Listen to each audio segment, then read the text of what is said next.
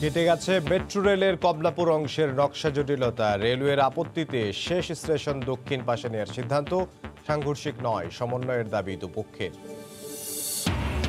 মুজিব বর্ষ ও স্বাধীনতার সুবর্ণ জয়ন্তীর আয়োজনে যোগ দিতে আজ ঢাকায় আসছেন নেপালের রাষ্ট্রপতি। অমীমাংসিত ইস্যুগুলো সমাধানে এই সফরকে গুরুত্বের সঙ্গেই দেখছে সব পক্ষ। বৃষ্টিপাত অব্যাহত থাকায় অস্ট্রেলিয়ার বন্যা পরিস্থিতির আরও অবনতি। ভাসছে সিডনি ও আশপাশের নিম্নাঞ্চল, সরিয়ে নেওয়া হয়েছে কয়েক হাজার বাসিন্দাকে।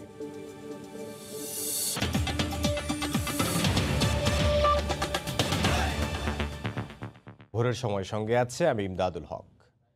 কেটে গেছে মেট্রো রেলের কমলাপুর অংশের নকশা জটিলতা। রেলওয়ে কর্তৃপক্ষের আপত্তিতে এই পরিবর্তন।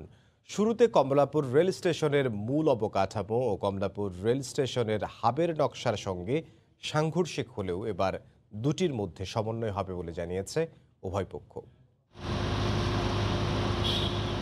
এমআরটিএ লাইন 6 এর আওতায় মেট্রো রেলে কাজ শুরু হয়েছে উত্তরা থেকে মতিঝিল পর্যন্ত। পরে প্রধানমন্ত্রীর বিশেষ নির্দেশে তা কমলাপুর পর্যন্ত বর্ধিত করা হয়। তবে বাদ সাজে এর নকশা। শেষ স্টেশন গিয়ে রেলের শান্টিং পয়েন্ট নির্ধারণ করা হয় কমলাপুর রেল স্টেশনের উত্তর পাশে, যা কমলাপুরের মূল স্টেশনের অবকাঠামো ঢেকে দেয়। পাশাপাশি এই স্টেশনকে ঘিরে যে হাব তৈরির পরিকল্পনা ছিল তার সঙ্গেও সাংঘর্ষিক। অবশেষে রেলের আপত্তিতে মেট্রো রেলের শেষ স্টেশনের নকশার পরিবর্তন এনে শান্টিং পয়েন্ট দক্ষিণ পাশে নেওয়ার সিদ্ধান্ত নিয়েছে কর্তৃপক্ষ। কমলাপুর স্টেশন বিল্ডিং এর আগে এমআরটি লাইন 6 এর সিজার ক্রসিং এর স্থান সংকুলন করার জন্য এমআরটি লাইন 6 এর প্ল্যানে স্টেশন বিল্ডিং উত্তর দিকে স্থানান্তর করা হবে এবং এই বিষয়ে ইতিমধ্যে বাংলাদেশ রেলওয়ে ও ডিএমটিসিএল সম্মত হয়েছে। আর শান্তির জন্য এই পর্যন্ত রেল মন্ত্রণালয় বলছে নকশা সংশোধনের পর সংঘর্ষ নয় বরং সমন্বয় হয়েছে। আর কমলাপুর রেল স্টেশন ভেঙে নতুন করে নির্মাণের পরিকল্পনার সঙ্গে মেট্রো রেলের কোনো সম্পর্ক নেই বলেও জানান মন্ত্রী। সেই সলিউশনটা হলো এইটা স্টেশন, আর এই শান্তি এবং ইয়েটা হলো এই পিছা এদিকে নিয়ে আসলো, এই পাশে পিছনে আর কি, সামনে না। এদিকে উত্তরা থেকে মতিঝিল পর্যন্ত মেট্রো রেলের কাজ দৃশ্যমান হলেও মতিঝিল থেকে কমলাপুর অংশের কোনো কাজ এখনো শুরুই হয়নি। নকশা নিয়ে জটিলতা কেটে গেছে। সব ঠিকঠাক থাকলে কমলাপুর রেল স্টেশনের ঠিক সামনেই হবে মেট্রো রেলের শেষ স্টেশন। এতে করে মেট্রো রেল আর রেলওয়ের মধ্যে যে অন্তঃসংযোগ তৈরি হবে, তাতে শুধু রাজধানী ঢাকাই নয়, গোটা বাংলাদেশেরই গণপরিবহন ব্যবস্থার গতি বাড়বে বলে মনে করছেন বিশেষজ্ঞরা। রাশেদ জীবন, সময় সংবাদ, ঢাকা। বাংলাদেশের স্বাধীনতার সুবর্ণ জয়ন্তী ও জাতির জনক বঙ্গবন্ধু শেখ মুজিবুর রহমানের জন্মশতবার্ষিকীর আয়োজনে যোগ দিতে আজ ঢাকায় আসছেন নেপালের রাষ্ট্রপতি বিদ্যা দেবী ভান্ডারী। সকাল 10টায় নেপাল এয়ারের একটি ফ্লাইটে তার হজরত শাহজালাল আন্তর্জাতিক বিমানবন্দরে পৌঁছানোর কথা রয়েছে। বিমানবন্দরে রাষ্ট্রপতি আব্দুল হামিদ তাকে অভ্যর্থনা জানাবেন। নেপালের কোনো রাষ্ট্রপতির এটাই প্রথম বাংলাদেশ সফর। সফরের প্রথম দিন বিমানবন্দর থেকে সাভারে জাতীয় স্মৃতিসৌধে মুক্তিযুদ্ধের শহীদদের প্রতি শ্রদ্ধা জানাবেন নেপালের রাষ্ট্রপ্রধান। এরপর হোটেল ইন্টারকন্টিনেন্টালে প্রধানমন্ত্রী শেখ হাসিনা ও পররাষ্ট্রমন্ত্রী একে আব্দুল মোমেন তার সঙ্গে সাক্ষাৎ করবেন। বিকেলে জাতীয় প্যারেড গ্রাউন্ডে অনুষ্ঠানে বিশেষ অতিথি হিসেবে যোগ দেবেন বিদ্যা ভান্ডারী। সেখানে রাষ্ট্রপতি আব্দুল হামিদ, প্রধানমন্ত্রী শেখ হাসিনাও থাকবেন। সন্ধ্যায় বঙ্গভবনে রাষ্ট্রপতি আব্দুল হামিদের সঙ্গে বৈঠক করবেন। দুই রাষ্ট্রপ্রধানের উপস্থিতিতে কয়েকটি সমঝোতা স্মারক স্বাক্ষরিত হতে পারে। পরে বঙ্গভবনে নৈশভোজে অংশ নেবেন নেপালের রাষ্ট্রপতি। খুব কাছেই আকর্ষণীয় এক বাজার, অথচ সেখানে রাজত্ব করছে ভারত আর চীন। সুযোগ থাকলেও নেপালের সঙ্গে বাণিজ্য আটকে আছে কয়েক মিলিয়ন ডলারেই। এ মাসের মধ্যেই হতে পারে অগ্রাধিকারমূলক বাণিজ্য চুক্তি। চেষ্টা চলছে চাঁপাইনবাবগঞ্জের রহনপুর সীমান্ত দিয়ে রেল চালুর। জুবাইর ফয়সাল জানাচ্ছেন বিস্তারিত। একটা বাজারে বিক্রেতাদের মধ্যে কেউ পণ্য বেচে বিনা শুল্কে, আর কেউ 10 থেকে 20% শুল্কে। এক্ষেত্রে শুল্কবিহীন দোকানেই ছুটবেন ক্রেতা। ঠিক এমনই অবস্থা বাংলাদেশ নেপাল বাণিজ্য সম্পর্কের। অবস্থানগত সুবিধার পুরো ফায়দা বাংলাদেশ নিতে পারছে না একমাত্র শুল্ক বাধাতেই। ব্যবসায়ীরা বলছেন, বিশেষ বাণিজ্য চুক্তি আর পণ্যভিত্তিক কৌশল গ্রহণ ছাড়া পরিবর্তন হবে না প্রেক্ষাপট। থেকে কিন্তু আমাদেরকে উৎসাহিত করা হয়েছে যে মোটরসাইকেলকে এর মধ্যে ইনক্লুড করুন। এটা বাংলাদেশ সরকারের ইচ্ছার উপর অনেক কিছু নির্ভর করছে। বাংলাদেশ থেকে একসময় আমরা রপ্তানি করতাম, এখন কিন্তু ট্যারিফ ব্যারিয়ারের কারণে ওগুলোকে করা যাচ্ছে না, প্লাস নন ট্যারিফ ব্যারিয়ার তো রয়েছেই। একমত অর্থনীতিবিদরাও। তারা বলছেন সময় উপযোগী সিদ্ধান্ত নিতে না পারায় আঞ্চলিক বাণিজ্যে প্রভাব খাটাতে পারছে না বাংলাদেশ। ইকোনমিক প্রসপ্যারিটির জন্য যে এত একটা চমৎকার সুযোগ এবং টুলস, সেটা থেকে আমরা বঞ্চিত হচ্ছি, কারণ আমাদের বাড়ির পাশের যে মার্কেটটা, সেটা সঠিক এবং সম্পূর্ণ ব্যবহার কিন্তু আমরা করতে পারছি না। যদিও নেপাল নিয়ে আসার কথাই শোনাচ্ছেন বাণিজ্যমন্ত্রী। শুধু চুক্তি নয়, অগ্রগতি হয়েছে দেশটিতে পণ্যবাহী রেল চালুতেও। রহনপুর থেকে রেলওয়ে কার্গো দিয়ে নেপালে যাওয়া যেতে পারে, সেটা একটা প্রাথমিক ছিল। এবার একটা লেটার অফ এক্সপ্রেশন আমাদের সই হওয়ার সম্ভাবনা প্রচুর। স্বাধীনতার পর বাংলাদেশকে সবার আগে স্বীকৃতি দেয় নেপাল। ঠিক 50 বছর পর ঢাকায় আসছেন দেশটির রাষ্ট্রপতি। তাই অমীমাংসিত ইস্যুগুলো সমাধানে এই সফরকে গুরুত্বের সঙ্গেই দেখছে সব পক্ষই। জুবায়ের ফয়সাল, সময় সংবাদ, ঢাকা। এবার করোনা প্রসঙ্গ। আবার কোভিড-19 থাবায় ঘায়েল জনজীবন। হু হু করে বাড়ছে শনাক্ত আর মৃতের সংখ্যা। রোববার দুপুর পর্যন্ত শেষ 24 ঘন্টায় 22 জন প্রাণ হারিয়েছেন, শনাক্ত প্রায় 2200। কিন্তু সাধারণ মানুষের তাতে যেন কোনো ভ্রুক্ষেপই নেই। মাস্ক ব্যবহার নিশ্চিতে তাই আবারও মাঠে আইনশৃঙ্খলা রক্ষাকারী বাহিনী। এদিন সকাল থেকে রাজধানীর বিভিন্ন স্থানে মাস্ক বিতরণ করে ঢাকা মহানগর পুলিশ। মাস্ক ছাড়া বাইরে বের হলেই 100 টাকা জরিমানা করছেন ভ্রাম্যমাণ আদালত। সব সূচকেই দেশে আবারও ঊর্ধ্বমুখী কোভিড-19 সংক্রমণ। পরিস্থিতি ক্রমেই হচ্ছে অবনতি, চাপ বাড়ছে হাসপাতালগুলোতে। এই যখন অবস্থা, তখনও জনসমাগম কিংবা গণপরিবহনে নেই স্বাস্থ্যবিধি মানার কোনো তোয়াক্কা। মাস্ক পরার ক্ষেত্রে সবচেয়ে বেশি উদাসীনতা, কমতি নেই অজুহাতে। মাস্ক পরি, সবসময় পরি, এখন একটু তাড়াতাড়ি একজন লোক উঠাই দিতে আসছি তো এই জন্য করতেছি না। মাস্ক দিয়ে কি করবো ভাই, যারে ধরবে এমনি ধরবে। মাত্র বাসা থেকে বের হয়েছে তো ব্যাগে আছে, হয়তো এই রিক্সা ওঠার পরে হয়তো দেবো। ভালো লাগে না মাস্ক আছে ওই খুলছি আর মনে নেই। যেদিন মাস্ক পরে বের হই সেই দিন আসেন না, আজকে বাসা থেকে বের হই নাই মাস্ক পরে। পরিস্থিতি যখন ভয়াবহ হচ্ছে, তখন জনগণকে মাস্ক পরতে ও স্বাস্থ্যবিধি মানাতে আবারও মাঠে নেমেছে আইনশৃঙ্খলা রক্ষা বাহিনী। মাস্ক পরার অভ্যাস, কোভিড মুক্ত বাংলাদেশ স্লোগানে রোববার সকাল থেকে রাজধানীর বিভিন্ন পয়েন্টে ঢাকা মহানগর পুলিশের পক্ষ থেকে বিতরণ করা হয় বিনামূল্যে মাস্ক। স্বাস্থ্যবিধি না মানলে আইনের প্রয়োগেরও হুঁশিয়ারি দেন সংশ্লিষ্ট কর্মকর্তারা। যদি পরবর্তীতে মানুষ বিশেষ উদ্বোধনকরণ কর্মসূচির আওতায় না আসে, সেক্ষেত্রে পরবর্তীতে আমাদের পরিস্থিতি বুঝে ব্যবস্থা নেওয়া হবে। আমরা আশা করছি সবাই নিজের বিপদ বুঝতে পারবেন, নিজের ঝুঁকি বুঝতে পারবেন এবং নিজ থেকেই সচেতন হয়ে এই স্বাস্থ্যবিধিগুলো মেনে চলবেন। এদিকে স্বাস্থ্যবিধি মানাতে কঠোর অবস্থানেও দেখা গেছে প্রশাসনকে। মাস্ক ছাড়া বের হলেই 100 টাকা করে জরিমানা করেছে ভ্রাম্যমাণ আদালত। জিরো টলারেন্সের আওতায় আনার চেষ্টা করছি। সবাইকে মাস্ক পরতে হবে এবং স্বাস্থ্যবিধি মেনে চলতে হবে। আমরা অবশ্যই মানুষকে আইনের আওতায় এনে আমরা এটা পরিপালন করার চেষ্টা করব। করোনার প্রকোপ মোকাবেলায় এসব কার্যক্রম চলমান থাকবে বলে জানিয়েছেন সংশ্লিষ্টরা। করোনা সংক্রমণের ঊর্ধ্বগতিতে লাগাম টানতে সবার আগে প্রয়োজন সবার স্বাস্থ্যবিধি আর সচেতনতা নিশ্চিত করা।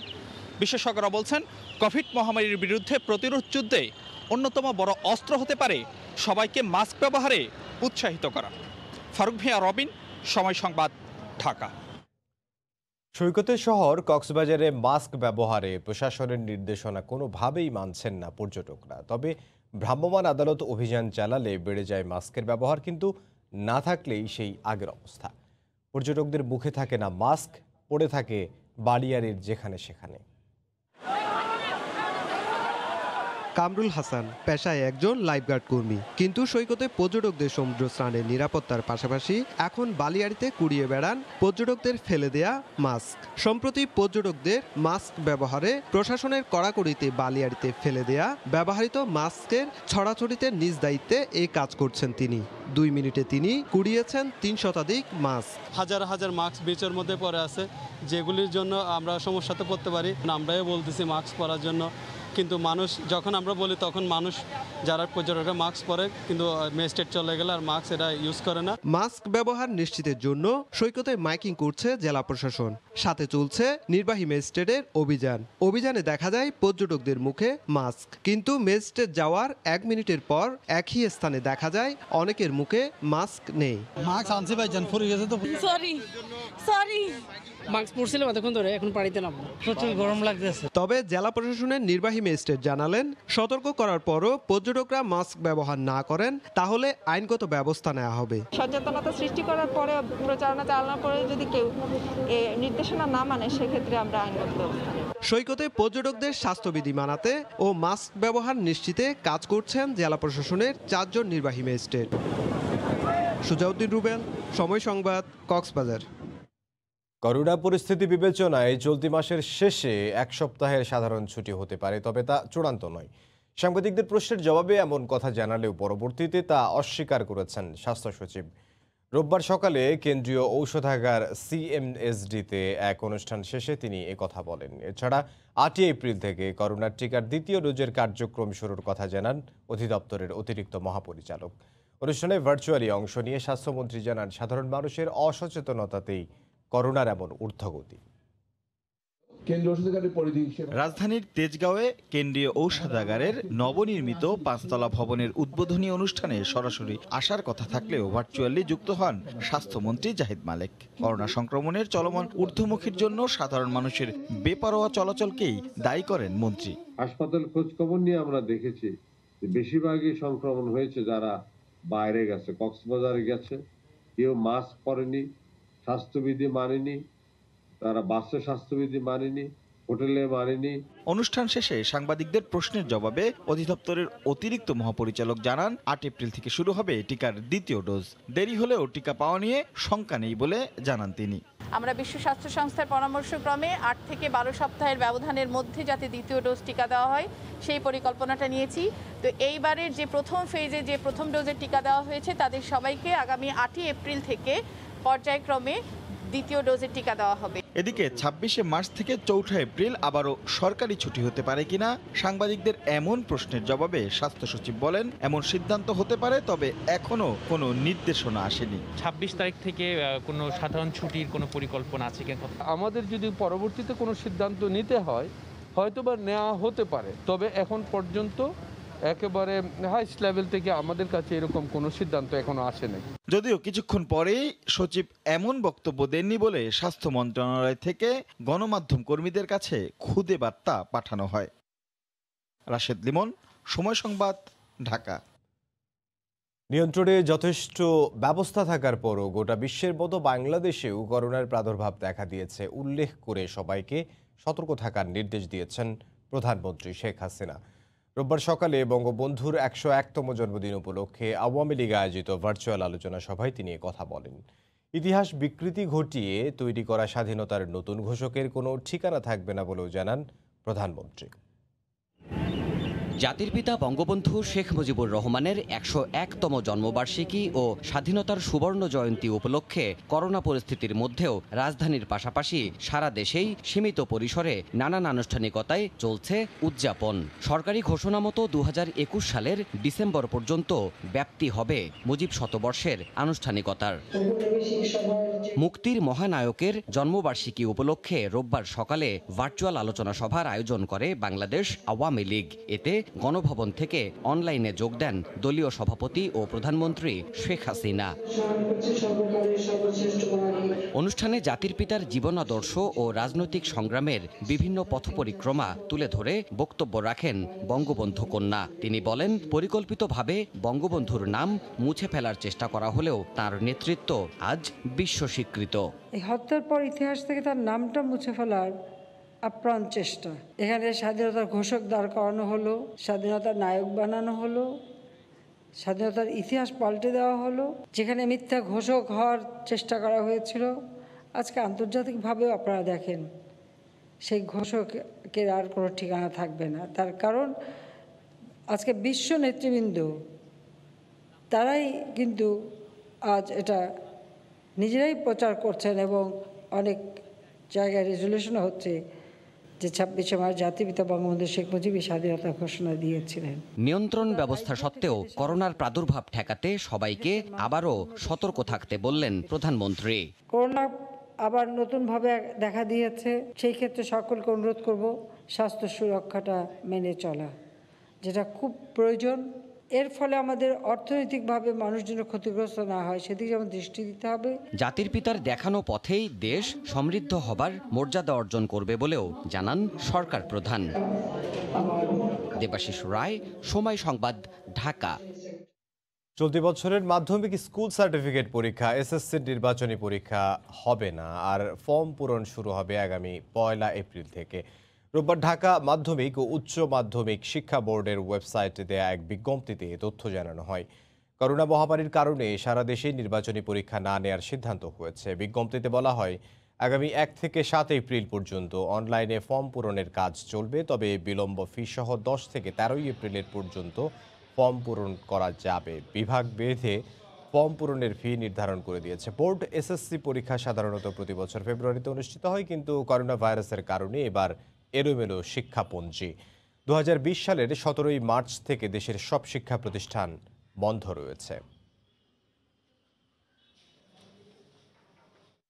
সিলেট নগরীর আম্বরখানার হোটেল ব্রিটানিয়ায় প্রাতিষ্ঠানিক কোয়ারেন্টাইন থেকে পুলিশের চোখ ফাঁকি দিয়ে উধাও হওয়া একই পরিবারের 9 প্রবাসী 8 ঘন্টা পর হোটেলে ফিরেছেন।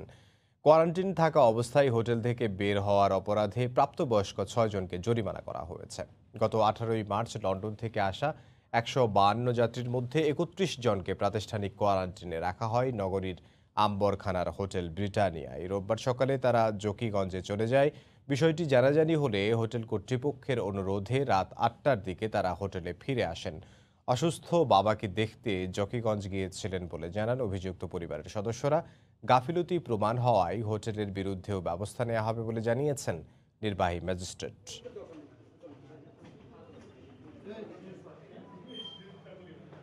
বেশ কিছু মানুষ তারা কোয়ারেন্টাইন ভঙ্গ করে তারা বাইরে চলে যায়, তো সেই অভিযোগের ভিত্তিতেই আমাকে স্যার পাঠিয়েছেন। আমরা তাদের বিরুদ্ধে যথাযথ আইনানুগ ব্যবস্থা গ্রহণ করেছি। তো আমরা 6 জনের বিরুদ্ধে আমরা তাদেরকে জরিমানা করেছি এবং তাদেরকে শক্তভাবে ওয়ার্নিং দিয়েছি যাতে তারা এরকম কোনো কাজ না করে। কোনো বন্ধক না রেখে পিকে হালদারের নাম সর্বস্ব প্রতিষ্ঠানকে ভুয়া ঋণ দেওয়ার অভিযোগে ইন্টারন্যাশনাল লিজিং সহ 6 প্রতিষ্ঠানের বিরুদ্ধে 6টি মামলা করেছে দুদক। গতকাল দুপুরে তদন্ত কর্মকর্তা গুলশান আনোয়ার বাদী হয়ে এই মামলা করেন। সবগুলো মামলাতেই পিকে হালদারকে আসামি করা হয়েছে। 6 কোম্পানির মালিক ছাড়াও ইন্টারন্যাশনাল লিজিংয়ের এমডি রাশেদুল, আবেদ হাসান, নাহিদা রুনাই সহ 31 জনকে আসামি করা হয়। মামলার অভিযোগে বলা হয়, এসব প্রতিষ্ঠান 494 কোটি টাকার বেশি ঋণ নিলেও ফেরত দেওয়ার কোনো সক্ষমতা ছিল না তাদের, কিন্তু কোনো নিয়ম না মেনে এসব অর্থ ছাড় দেয় পরিচালনা বোর্ড। ঋণের টাকা পরে কয়েকটি ভাগে বিভিন্ন ব্যাংক অ্যাকাউন্টে পাচার করা হয় বলে অভিযোগে বলা হয়। তিস্তাসহ ভারতের সাথে অভিন্ন 54টি নদীর পানির ন্যায্য হিস্যার দাবিতে বাংলাদেশ সমাজতান্ত্রিক দল বাসদের 3 দিনের রোড মার্চ শেষ হয়েছে। গতকাল সন্ধ্যায় নীলফামারীর ডিমলা 0 পয়েন্ট চত্বরে সমাবেশের মধ্য দিয়ে শেষ হয় 3 দিনের এই রোড মার্চ। সমাবেশে বাসদ কেন্দ্রীয় কমিটির সদস্য বজলুর রশিদ ফিরোজ, রাজেকুজ্জামান রতন, রংপুর বিভাগের সমন্বয়ক আব্দুল কুদ্দুস ও নীলফামারী জেলা আহ্বায়ক ইউনুস আলী উপস্থিত ছিলেন। এ সময় বক্তারা তিস্তাসহ ভারতের সাথে অভিন্ন 54টি নদীর পানির ন্যায্য হিস্যার দাবি জানান। করোনা সংক্রমণ থেকে রক্ষায় নড়াইলে মাস্ক বিতরণ করেছে পুলিশ। গতকাল বিকেলে শহরের রূপগঞ্জ এলাকায় পুলিশ সুপার প্রবীর কুমার রায় মাস্ক বিতরণ করেন। এ সময় সড়কে চলাচলকারী মোটরসাইকেল, বাস ও ইজি বাইক সহ বিভিন্ন যানবাহনের যাত্রীদের সচেতনতার পাশাপাশি বিনামূল্যে মাস্ক বিতরণ করা হয়। স্বাস্থ্যবিধি না মানলে কঠোর ব্যবস্থা নেওয়া হবে বলে জানান পুলিশ সুপার। ভিন্ন সময়ে ভিন্ন প্রেক্ষাপটে এবারের বইমেলা, তবুও লেখক, প্রকাশক ও পাঠকের ভালোবাসা আছে আগের মতোই। বরাবরের মতো অমর একুশে গ্রন্থমেলা আবেগ, অনুভূতি, চেতনা আর ভালোবাসায় মোড়ানো। শাহিদুল ইসলাম হীরার ছবিতে দেখুন আমার করা একটি রিপোর্ট। বইমেলার চতুর্থ দিন, প্রাঙ্গণে ঢুকতেই বোঝা যায় বদলে যাওয়া এক পৃথিবীতে এবারের বইমেলা। দর্শনার্থী, পাঠক, লেখক, প্রকাশক সবার মুখেই মাস্ক, তাপমাত্রা পরীক্ষা আর হ্যান্ড স্যানিটাইজার ব্যবহার করে তবেই মেলায় প্রবেশে ছাড়। মাইকে বারবার ভেসে আসছে সচেতনতামূলক বার্তা। পরিস্থিতি মেনেই দর্শনার্থী ও পাঠকরা মেলায় এসেছেন প্রাণের টানে। প্রথম দিনে আসা উচিত ছিল, কিন্তু পারি নাই। তারপর লাস্ট পর্যন্ত ধরে রাখতে পারিনি। তো আমার কাছে অনেক ভালো লাগতেছে। ফেব্রুয়ারি মাসে হয়নি, সো মার্চ মাসেই সই, কিন্তু হচ্ছে এটাতেই খুশি। এটা হচ্ছে না থাকার মধ্যে থাকা এবং যথেষ্ট ভালো। অনেক ভালো লাগছে। এখানে ভূতের বই কিনেছি, তারপর জোকসের বই কিনেছি। 7 লক্ষ থেকে বাড়িয়ে 15 লক্ষ বর্গফুটের মেলায় স্টলের দূরত্ব বাড়লেও পাঠকের সাথে বইয়ের দূরত্ব একটুও বাড়েনি। এই কয়েকদিন আমাদের মোটামুটি ভালো বেচা কিনা হয়েছে। মাত্র তো 3-4 দিন, বাড়বে ইনশাআল্লাহ, আমাদের সেল তো বাড়বেই। সবারই সমস্যা বই মেলাটা না হলে, তো হচ্ছে এটা ভালো হইতেছে। ভিন্ন সময় হলেও শেষ পর্যন্ত মেলা হওয়ায় উচ্ছ্বাস প্রকাশ করলেন লেখক প্রকাশকরা। সারা বছরে একবার দেখা হওয়ার জায়গা হলো মেলা, সেই জন্য আমাদের আরো ভালো লাগছে। যদি বিক্রি ভালো হয়, সবাই পাঠকরা আসে, তাহলে আরো ভালো লাগবে। তো 1 বছর পরে একটা বই মেলা হচ্ছে, এটা আমি খুবই পজিটিভ দেখছি এবং আশা করছি গত 10 বছরের তুলনায় এবার মেলা সমাগম ভালো হবে। প্রথম তো মনে করেছিলাম মেলাটা হবেই না, শেষ পর্যন্ত হচ্ছে অনেক ভালো লাগছে, এই জন্য প্রত্যেক দিনই একবার আসছি। রোববার প্রকাশিত হয়েছে 81টি নতুন বই। এ পর্যন্ত মোট প্রকাশিত বইয়ের সংখ্যা 240টি। ইমদাদুল হক, সময় সংবাদ, ঢাকা। পুঁজি সংকট ও উদ্যোক্তা বান্ধব নীতি না থাকায় মাঝপথে ভঙ্গ হচ্ছে অনেক তরুণ উদ্যোক্তার স্বপ্ন। তাদের দাবি শুধুমাত্র প্রশিক্ষণ দিয়েই ছেড়ে না দিয়ে সহজ শর্তে ঋণ দেয়া সহ উদ্যোক্তা বান্ধব পলিসি তৈরি করতে হবে। তবে উদ্যোক্তা সৃষ্টি ও দক্ষতা উন্নয়ন প্রকল্প পরিচালকের মতে সঠিক ব্যবসা পরিকল্পনার অভাব ও খাতভিত্তিক প্রশিক্ষণ না থাকা উদ্যোক্তা সৃষ্টির বড় বাধা। বিস্তারিত সাদিকুর রহমানের রিপোর্টে। ইসরাত মুন্নি মাস্টার্স শেষে চাকরির পেছনে না ছুটে উদ্যোক্তা হওয়ার স্বপ্ন নিয়ে ছোট্ট বুটিক হাউস দিয়ে যাত্রা শুরু করেন। 2 বছর আগের শুরুটা স্বল্প পুঁজি দিয়ে হলেও আর্থিক যোগানের অভাবে এই তরুণ উদ্যোক্তার স্বপ্ন এখন ভঙ্গের পথে। ব্যবসাটা প্রথম স্টেজটা পার করে যখন আমরা সেকেন্ড স্টেপে যাচ্ছি, আমাদের টাকার প্রয়োজনটা তো খুবই গুরুত্বপূর্ণ হচ্ছে। আমরা বিভিন্ন ব্যাংকে যাচ্ছি বা বিভিন্ন সংগঠনে যাচ্ছি, তখন আমাদেরকে যেটা বলা হচ্ছে যে জামানত প্রয়োজন। এখন আমাদের যদি পর্যাপ্ত টাকাই থাকতো তাহলে তো আমরা আসলে ব্যাংকের কাছে যেতাম না, আর আমাদের জামানতটা কিন্তু নাই। তখন আলটিমেটলি আমাদের কিন্তু মুখ থুবড়ে পড়তে হচ্ছে। উদ্যোক্তাদের অভিযোগ, শুধুমাত্র প্রশিক্ষণের ব্যবস্থা করলেও পুঁজির অভাব ও ব্যবসায়িক কাগজপত্র করতে নানা জটিলতায় মাঝপথেই থেমে যেতে হয় তাদের। এক্ষেত্রে উদ্যোক্তাদের জন্য প্রশিক্ষণ ও ব্যবসার জন্য অনলাইন প্ল্যাটফর্ম সৃষ্টিতে সরকারের সাথে একযোগে কাজ করতে চায় বেসরকারি ফাউন্ডেশনগুলো। ট্রেড লাইসেন্স করতে গেলে যদি এত সময় লাগে, এত টাকা খরচ করতে হয়, তাহলে আসলে আমরা এই ক্ষুদ্র বিনিয়োগটা বিজনেসে করব নাকি এই লাইসেন্সিংয়ের জায়গায় করব? তো দেখা যায় একটা সময় গিয়ে লাইসেন্স করতে করতে আর ব্যবসা করার পুঁজি থাকে না। আইসিটি মিনিস্ট্রি আমাদের সাথে একটা এমওইউ করেছে আমাদের ট্রেনিং সুবিধার জন্য। এর আগে আরেকটা ফাইন্যান্সিয়াল ইনস্টিটিউটের সাথে আমাদের এমওইউ হয়েছে, তারা আমাদের উদ্যোক্তাদের ঋণ দিচ্ছে, যেহেতু এখানে অনেক লোকজন একত্র হয়েছে। সরকার যদি আমাদেরকে এই কাজে ইনভলভ করতে চায়, ডেফিনেটলি আমরা একসঙ্গে কাজ করতে চাই। প্রশিক্ষণের পাশাপাশি সঠিক ব্যবসায়িক পরিকল্পনা ও পুঁজির যোগান সফল উদ্যোক্তা সৃষ্টিতে গুরুত্বপূর্ণ ভূমিকা রাখে বলে মনে করেন এই কর্মকর্তা। কোন সেক্টরে বিজনেস করলে ব্যবসাতে ঝুঁকির সম্ভাবনা কম, সেগুলো আইডেন্টিফাই করা দরকার, সেগুলো আমরা তাদেরকে আইডেন্টিফাই করে দিচ্ছি। এরপর ফান্ডিং একটা বড় ইস্যু। তো ফান্ড রেজ করার ক্ষেত্রে তাদেরকে আমরা যেটা করছি, বিভিন্ন ব্যাংক, নন ব্যাংক ফাইন্যান্সিয়াল ইনস্টিটিউট যেগুলো আছে, অ্যাঞ্জেল ইনভেস্টর যারা আছে, ভেঞ্চার ক্যাপিটাল ইনস্টিটিউট যারা আছে, তাদের সাথে আমরা তাদেরকে সংযুক্ত করে দিচ্ছি। সরকারিভাবে 24,000 উদ্যোক্তা সৃষ্টির লক্ষ্যে প্রশিক্ষণ বাবদ প্রায় 50 কোটি টাকা ব্যয়ে প্রকল্প চলমান রয়েছে বলে জানান এই কর্মকর্তা। আমরা যদি তাদেরকে এখন খাত ভিত্তিক প্রশিক্ষণ দিয়ে। সাদিকুর রহমান, সময় সংবাদ, ঢাকা। মুন্সিগঞ্জের পূর্ব শিলমান্দি গ্রামের লিটন গাজী মুরগি পালন করে এখন স্বাবলম্বী। তার খামারে ডিম দেয়া মুরগির সংখ্যা 12,000। প্রতিদিন সহস্রাধিক ডিমে ভরে যায় খামার। এছাড়া খামার ঘিরে গড়ে উঠেছে গ্যাস প্ল্যান্ট। চরের এই গ্রামটিতে সাফল্যের ঝিলিক এখন লিটন। এ বিষয়ে বিস্তারিত জানাতে সেখানে আছেন সহকর্মী নাসিরুদ্দিন উজ্জ্বল। সরাসরি যাব তার কাছে। উজ্জ্বল। ইমদাদ, এই যে মুরগির খামার, এই খামারকে ঘিরে কিন্তু ভোর থেকেই নানা রকম কর্মযজ্ঞ শুরু হয়েছে। লিটন গাজী নিজে তদারকি করছেন এবং অন্তত 15 জন কর্মী তার সঙ্গে কিন্তু এই মুরগির যে ডিম দিচ্ছে এই সকাল থেকে শুরু হয়েছে, সেই ডিমগুলোকে উত্তোলন করে থরে থরে সাজিয়ে রাখা এবং এই মুরগির যে যাবতীয় পরিচর্যা সেগুলো কিন্তু আমরা লক্ষ্য করছি।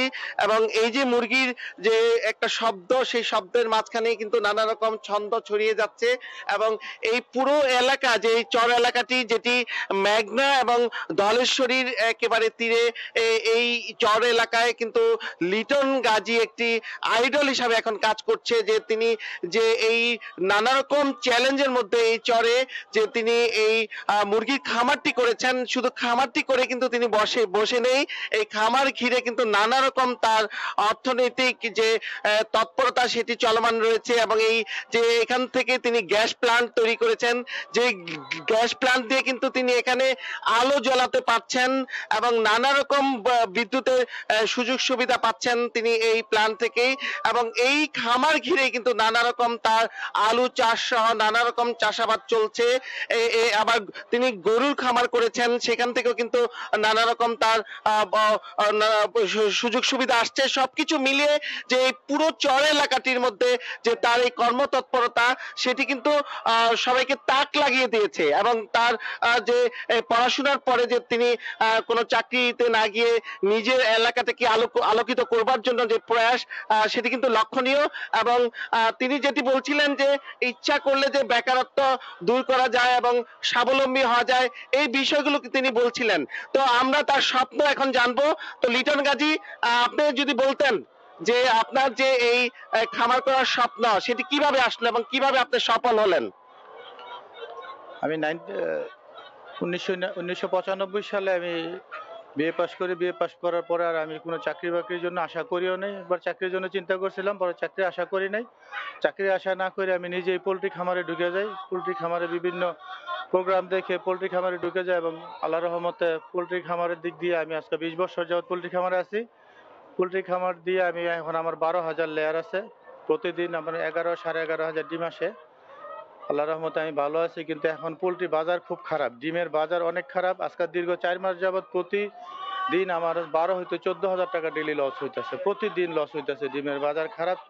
620 টাকা 640 টাকা বাজার আছে। যদি 800 টাকার মধ্যে ডিমের বাজারটা থাকতো, 800 টাকা সহ যদি ডিমের বাজারটা থাকতো, তাহলে আমাদের জন্য একটু সুবিধা হইতো আর কি। এখন আপনার যে এই যে সফলতার গল্প সেটি যদি আমাদেরকে বলতেন যে কিভাবে আপনি সফল হলেন? আমি প্রথমে 500 ব্রয়লার মুরগি দিয়ে শুরু করি। 500 ব্রয়লার মুরগি দিয়ে শুরু করার পর আল্লাহর রহমতে আমি 2004 সাল পর্যন্ত ভালো ছিলাম। 2004 সালে আমার একবার বার্ড ফ্লুতে আমার প্রায় 10-12 হাজার বড় মুরগি মারা গেছিল। তো মারা গেছে, আমাদের বিপদে ছিলাম। তো বিপদে থাকেও আমি হাল ভাঙি নাই। পরে আবার ফিরে আস্তে আস্তে আবার শুরু করি। শুরু করার পরে এখন আল্লাহর রহমতে আমি আজকে 10 বছর যাবত পোলট্রি খামারে আলহামদুলিল্লাহ খুব ভালো আছি। ধন্যবাদ আপনাকে। তো তিনি বলছিলেন নানা রকম চ্যালেঞ্জ তার ছিল, কিন্তু সেগুলো কিন্তু তিনি মোকাবেলা করেছেন এবং বড় ধরনের চ্যালেঞ্জ মোকাবেলা করতে কিন্তু তিনি কোনো কার্পণ্য করেননি এবং সেজন্য কিন্তু তিনি ঘুরে দাঁড়াতে পেরেছেন। এবং তার এই পোলট্রি খামারের সঙ্গে যারা দায়িত্বরত আছেন এদের মধ্যে অনেকেই কিন্তু এই তার মতো সফল হবার চেষ্টা করছেন। এবং এই যে চরের মাঝখানে যে এই খামারটি আছে মুরগির খামার, সেই খামারে আরো যারা কাজ করছেন এদের মধ্যে একজন আছেন হুমায়ুন কবির। তো তার কাছ থেকে আমরা জানতে চাইবো যে এই যে পরিচর্যা আপনারা কিভাবে সকাল থেকে যে ভোরে আমরা এসে দেখছি যে আপনার ডিম কুড়াচ্ছেন এবং নানা রকম কিভাবে আপনারা পরিচর্যা করছেন একটু যদি বলতেন। আসলে আমরা ওই সকাল 5টায় ঘুম থেকে উঠে তারপর কর্মচারীদের পাঠাই ফার্মে। এরা মোটামুটি প্রথম আপনারা মুরগির খাবার পানি দেয় এবং পরে আস্তে আস্তে যখন আপনার 6টা থেকে মুরগি ডিম দেওয়া শুরু করে আমরা ডিমগুলা কালেকশন করি এবং আমাদের এখানে কর্মচারী আছে। তবে সবচেয়ে বড় বিষয় হলো এখানে বর্তমানে পোল্ট্রি সামগ্রীর অনেক জিনিসপত্র দাম অনেক কম।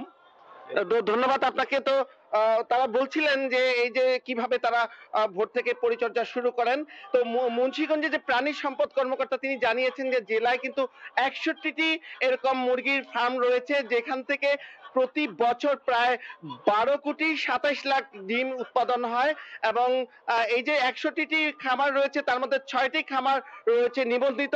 এর বাইরে কিন্তু নিবন্ধনের বাইরে অনেক মুরগির খামার রয়েছে। এর বাইরেও কিন্তু দেশীয় মুরগির অনেক রকম উৎপাদন এখানে আছে। তো এই ছিল এই মুন্সিগঞ্জের খাসকান্দির যে লিটন গাজীর যে সাফল্য গাথা, সেই সাফল্য গাথার সর্বশেষ। ইমদাদ, মুন্সিগঞ্জ থেকে নাসিরউদ্দিন উজ্জ্বল। বঙ্গবন্ধু সেতুর পশ্চিম পাড় থেকে রংপুর পর্যন্ত মহাসড়কের 4 লেনের কাজ শুরু হয়েছে। অধিগ্রহণ করা হচ্ছে মহাসড়কের পাশের ঘর বাড়ি সহ জমি। সিরাজগঞ্জের হাটিকুমরুল এলাকায় অর্থের লোভে অনেক জমির মালিক রাতারাতি বহুতল ভবন গড়ে তুলেছেন। রিঙ্কু কুণ্ডুর রিপোর্ট, ছবি তুলেছেন অমৃত সেন। বঙ্গবন্ধু সেতুর পশ্চিম পাড় থেকে রংপুর পর্যন্ত মহাসড়কের 4 লেনের জন্য সিরাজগঞ্জের হাটিকুমরুল এলাকার বিভিন্ন অংশে ঘরবাড়ি সহ জমি অধিগ্রহণ করা হচ্ছে। অধিগ্রহণকৃত জমিতে থাকা অনেক বহুতল ভবন ও ঘরবাড়ির অর্থ জমির মালিককে বুঝিয়ে দিয়ে ভেঙে ফেলা হচ্ছে। এই সুযোগে এক শ্রেণীর জমির মালিক অধিক অর্থের আশায় নিম্নমানের নির্মাণ সামগ্রী দিয়ে রাতারাতি গড়ে তুলছে বহুতল ভবন। এসব বহুতল ভবন অনেকটাই ঝুঁকিপূর্ণ বলছে স্থানীয়রা। আর অনেক পুরাতন ভবনের মালিক নতুনভাবে রং করে নতুন ভবনের সমপরিমাণ টাকা উত্তোলনের চেষ্টা করছে বলে অভিযোগ সচেতন মহলের। মহাসড়কের পাশে জমির ওপর স্থাপনার পরিবর্তন এবং নতুন কাজ না করার জন্য গণবিজ্ঞপ্তি জারি করা হলে তা উপেক্ষা করে চলছে অবৈধ কাজ। বিল্ডিং গুলো যে করতেছে রাতারাতির মধ্যে, এগুলো বিল্ডিং সবগুলো ঝুঁকিপূর্ণ। রডের বদলে বাঁশ আর নামমাত্র সিমেন্ট আর বেশিরভাগ বালু। টাকা পাওয়ার আশায় অনেক মানুষ বিল্ডিং করতেছে। অভিযোগ অস্বীকার করে সদ্য নির্মাণ করা এই ভবন মালিক বলেন, নিয়ম নীতি মেনেই মহাসড়কের পাশে নিজ জমিতে ভবন নির্মাণ করছেন তিনি।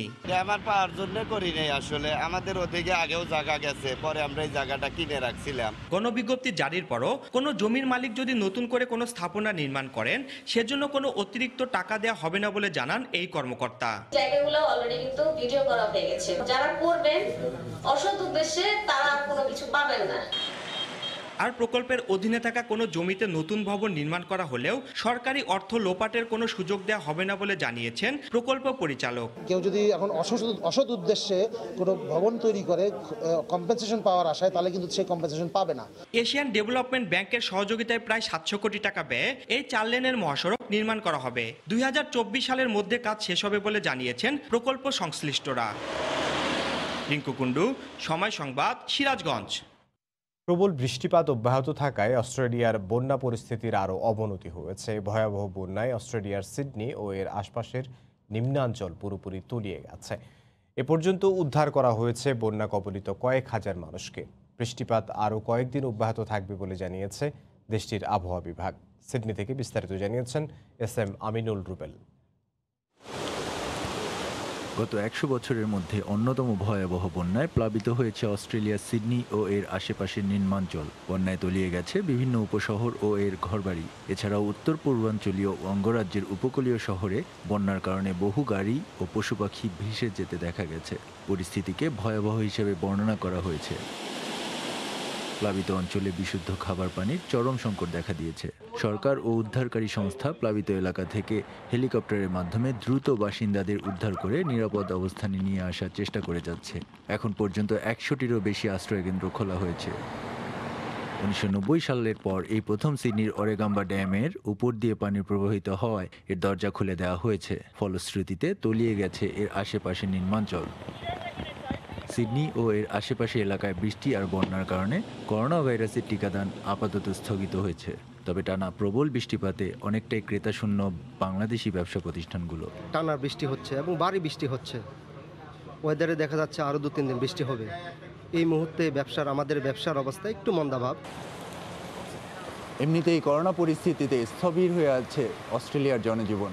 তার মধ্যে অস্ট্রেলিয়ার নিউ সাউথ ওয়েলসে প্রায় গত 7 দিন যাবৎ প্রবল বৃষ্টিপাত হচ্ছে। সেই বৃষ্টিপাত থেকে দেখা দিয়েছে ভয়াবহ বন্যা। আগামী 2 দিন অন্তত আরও এমন বৃষ্টিপাত অব্যাহত থাকবে।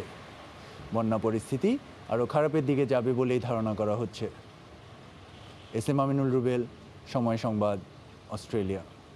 দেশের বাইরের করোনা পরিস্থিতির খবর জানাবো। ফ্রান্সে করোনা সংক্রমণ নতুন করে বাড়তে থাকায় দ্বিতীয় দফা লকডাউন চলছে। তবে দেশটির মানুষের মধ্যে লকডাউন মেনে চলায় অনীহা দেখা যাচ্ছে। বিস্তারিত ফ্রান্স থেকে লুৎফুর রহমান বাবুর রিপোর্টে।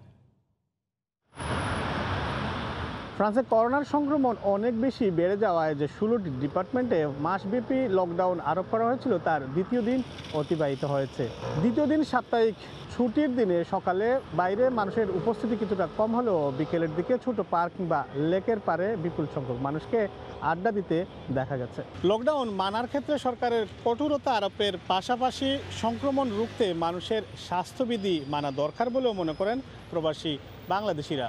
আসলে আমরা সাধারণ পাবলিক কেউই মানতেছি না, যার জন্য করোনার সংক্রমণ দিন দিন বেড়েই চলছে, এখন পর্যন্ত কমতেছে না। লকডাউনের কারণ হচ্ছে যাতে সংক্রমণ না ছড়ায়, কিন্তু আসলে আমরা যেভাবে দেখছি গাড়ি ঘোড়া সব ঠিক মতো চলছে, আমরা ঠিকভাবে রাস্তাঘাটে চলছি, কিন্তু আসলে প্রশাসনিকভাবে কোনো বাধ্যবাধকতা নেই।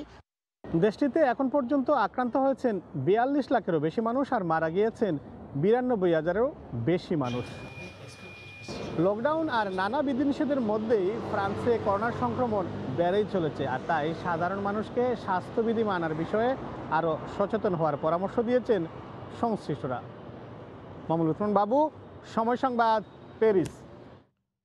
আয়ারল্যান্ডে গেল ডিসেম্বর থেকে করোনার ভ্যাকসিন কার্যক্রম চালু হলেও সাধারণের দোরগোড়ায় পৌঁছাতে আরও দেরি হবে। একদিকে ভ্যাকসিন প্রয়োগের ধীরগতি, অন্যদিকে বেশ কিছু দিন বন্ধ ছিল অ্যাস্ট্রাজেনেকার ভ্যাকসিন। নতুন করে আবার অ্যাস্ট্রাজেনেকার ভ্যাকসিন চালু হলেও দ্রুত গতিতে দেওয়ার দাবি সাধারণের। আয়ারল্যান্ড থেকে সৈয়দ জুয়েলের রিপোর্টে বিস্তারিত। গেল ডিসেম্বরে করোনার ভ্যাকসিন দেওয়ার কার্যক্রম শুরু করে আয়ারল্যান্ড, কিন্তু মাত্র ৪৯,৭৭,০০০-এর একটু বেশি জনসংখ্যার দেশটিতে গেল ১৮ মার্চ পর্যন্ত করোনার প্রথম ডোজের টিকা পেয়েছেন ৪.৫ লাখ মানুষ, যা জনসংখ্যার 10.৫%, আর দ্বিতীয় ডোজ পেয়েছেন মাত্র ১,৭৫,৫২৬ জন। এমনিতেই ভ্যাকসিন দেয়ায় ধীরগতি, তার উপর অ্যাস্ট্রাজেনেকার ভ্যাকসিন কিছুদিন বন্ধ থাকায় যে সংকট সৃষ্টি হয়েছিল তা থেকে বেরিয়ে আসতে আরও দ্রুত গতিতে ভ্যাকসিন দেওয়ার দাবি প্রবাসীদের। একদিকে ভ্যাকসিন দেওয়ার হার কম, অন্যদিকে বেশ কিছুদিন অ্যাস্ট্রাজেনেকা ভ্যাকসিন বন্ধ ছিল। তবে একটু স্বস্তি যে অ্যাস্ট্রাজেনেকার ভ্যাকসিন আবার দেওয়া শুরু হয়েছে। এখন যদি ভ্যাকসিন দেওয়ার সংখ্যাটা বাড়ায় আর যদি জুনের আগে সবাইকে তা ভ্যাকসিন দেওয়া যেত, অনেক ভালো হতো। যে হারে ভ্যাকসিন দেওয়া হচ্ছে, এভাবে চলতে থাকলে আগামী গ্রীষ্মকালীন দীর্ঘ ছুটির আগে প্রত্যেক নাগরিককে ভ্যাকসিন দেওয়া সম্ভব হবে না বলেই আশঙ্কা করছেন কেউ কেউ। অন্যান্য দেশের মতো আমাদের এখানেও ভ্যাকসিন দেওয়া শুরু হয়ে গেছে, কিন্তু দুঃখজনক হলেও সেটা প্রয়োজনের তুলনায় অনেক বেশি কম। তাই আমাদের নিজেদের দায়িত্ব যথাসম্ভব নিজেদের নিয়ে সামনে চলতে হবে। তবে ভ্যাকসিন সরবরাহে ইউরোপীয় ইউনিয়নের উপর সরকার সম্পূর্ণ নির্ভর করায় ভ্যাকসিনে এ ধীরগতি, এমন ধারণাই সংশ্লিষ্টদের। সৈয়দ জুয়েল, সময় সংবাদ, আয়ারল্যান্ড। করোনা মহামারী আর লকডাউনে বিপর্যস্ত ইতালির অর্থনৈতিক অবস্থা। গত এক বছরে ইতালির বাড়ি ও ব্যবসা প্রতিষ্ঠানের দাম কমেছে রেকর্ড পরিমাণে। ইতালির বাড়ি ও ব্যবসা প্রতিষ্ঠানের ক্রয় বিক্রয় এবং বসবাসের বর্তমান চিত্র নিয়ে রিপোর্ট করেছেন ইতালি প্রতিনিধি সহকর্মী মাকসুদ রহমান। ইতালির 2/3 মানুষের বসবাস অ্যাপার্টমেন্টে, যদিও বাসস্থানগুলোর আকার ইউরোপের অন্যান্য দেশের তুলনায় ছোট। দেশটির মানুষের বাড়ি থেকে বাইরে সময় কাটাতে বেশি পছন্দ করতেন, কিন্তু করোনা পরিস্থিতির সবকিছু পরিবর্তন করে নতুন করে ভাবতে শিখিয়েছে বাস্তবতা। এখন মানুষ শহরের ছোট বাসা ছেড়ে গ্রাম ও শহরতলিতে বড় বারান্দা ও টেরাস সমৃদ্ধ বাসস্থানের দিকে ঝুঁকছে। 2019 সালের তুলনায় 2020 সালে তরুণ প্রজন্মের ইতালিয়ানদের মধ্যে শহর ছেড়ে গ্রামে বসবাসের আগ্রহ বেড়েছে 20%। সমগ্র ইতালিতে প্রায় 15,000 অ্যাপার্টমেন্ট ও বাসাবাড়ির মালিক বাংলাদেশি প্রবাসীরা। সেই সঙ্গে অনেক ব্যবসা প্রতিষ্ঠানের ভূমির মালিকানাও রয়েছে বাংলাদেশি প্রবাসীদের। করোনায় এসব প্রতিষ্ঠানের দাম কমে যাওয়াতে বিপাকে পড়েছেন অনেকেই। তবে আগামীতে এসব প্রতিষ্ঠানের দাম বাড়ার প্রত্যাশা করছেন দেশটির সংশ্লিষ্ট কর্তৃপক্ষ। মহামারীর কারণে বাড়ি ঘরের দাম অনেকটাই কমে গিয়েছে, অর্ধেকের নিচে চলে এসেছে। ইতালিতে অনেক বাড়ি ঘর, সুপার মার্কেট, দোকানপাট আধা মূল্য বিক্রি হচ্ছে, তাও আবার অনেক সংকটময়, কেউ কিনতেছে না। মহামারীর পর এখন শহর ছেড়ে গ্রামমুখী হচ্ছেন অনেক তরুণ নাগরিক। শহরের ছোট বাড়ি ছেড়ে গ্রামের বড় বাড়ির দিকে ঝুঁকছে নতুন ক্রেতারা। তাই শহরের বাড়ির দাম সহসাই বাড়ার সম্ভাবনা নেই বলে মনে করছেন বাজার গবেষণা প্রতিষ্ঠানগুলো। মাকসুদ রহমান, সময় সংবাদ, ইতালি। লন্ডনে দায়িত্বরত এক বাংলাদেশি প্যারামেডিকের পরিবারের সদস্যদের ভিডিও বার্তায় চমকে দিয়েছেন ব্রিটেনের প্রিন্স উইলিয়াম ও তার স্ত্রী Duchess of Cambridge Kate Middleton. এ সময় বাংলাদেশে থাকা তার স্বজনদের খোঁজ খবরও নেন ব্রিটিশ রাজদম্পতি। লন্ডন থেকে প্রায় 8,000 কিলোমিটার দূরে অবস্থান করা ব্রিটেনের এই প্যারামেডিকের পরিবারের সদস্যদের সঙ্গে হাসি মুখে এভাবেই কুশলাদি বিনিময় করেন ডিউক ও Duchess of Cambridge William Kate. British রাজদম্পতির ভিডিও কলে বিস্মিত বাংলাদেশি এই প্যারামেডিক ও তার পরিবারের সদস্যরা। লন্ডনের একটি অ্যাম্বুলেন্স স্টেশন পরিদর্শনের সময় বাংলাদেশি ওই প্যারামেডিকের সঙ্গে কথা বলেন প্রিন্স উইলিয়াম ও কেট মিডলটন। এক পর্যায়ে মুঠোফোনে ভিডিও কল দিয়ে তার পরিবারের সদস্যদের চমকে দেন ডিউক ও Duchess of Cambridge. Ambulance station পরিদর্শনের সময় জরুরি সেবায় নিয়োজিত কর্মীদের সঙ্গে কথা বলেন কেট উইলিয়াম। করোনা মহামারী চলাকালীন তাদের অভিজ্ঞতা ও মানসিক স্বাস্থ্যেরও খোঁজ খবর নেন তারা। 1997 সালে প্রিন্সেস ডায়ানার মৃত্যুর পর নতুন করে ঘোর সংকটে ব্রিটিশ রাজপরিবার। কদিন আগেই বাকিংহাম প্যালেসের বিরুদ্ধে বর্ণবিদ্বেষের অভিযোগ আনেন ডিউক ও Duchess of Sussex, Prince Harry ও মেগান মার্কেল। রাজপরিবারের সংকটের মধ্যেই লন্ডনে এই সফরে যান কেট উইলিয়াম। ওমর ইনান, সময় সংবাদ। রেডিও এর সঙ্গে মানুষের কতই সুখ দুঃখ আর নানা রঙের স্মৃতির মিশ্রণ। এই তো বছর 20 আগেও সর্বসাধারণের বিনোদনের একমাত্র উপকরণ ছিল এটি। ঘরে ঘরে শোভা পেত এই যন্ত্রটি কালের বিবর্তনে আজ হারাতে বসেছে রেডিও ঐতিহ্য।